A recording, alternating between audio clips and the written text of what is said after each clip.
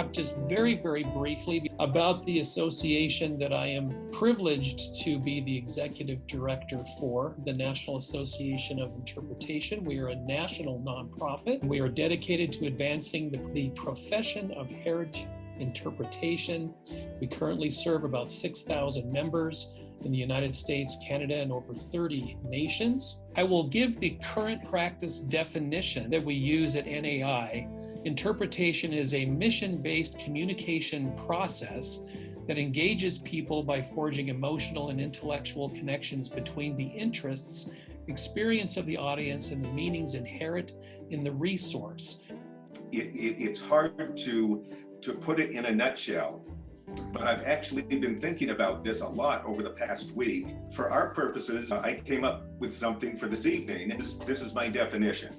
Interpretation is the sharing of stories, science-based and historically accurate, that inspire people, often at the very sites the stories took place.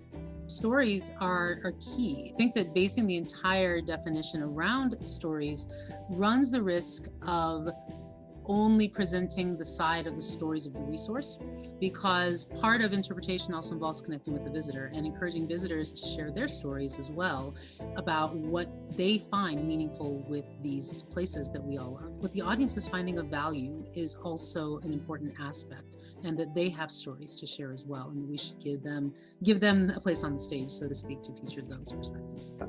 Storytelling is at the heart of what we do, and absolutely would like to second what Kelli's suggesting, that we're doing more and more two-way listening and telling, which brings me back to another point that just arose from what Dr. Beck was saying about this idea that interpretation is science-based and historically accurate, and it's like a flag that what we're doing a lot more of now is opening our minds to multiple ways of knowing.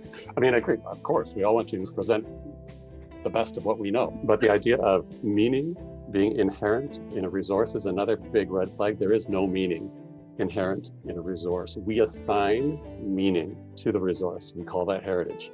And there are many, many, many ways of doing so. We just have to be conscious of that, especially when we are holding ourselves up as authority figures, which interpreters just do. People look at us that way.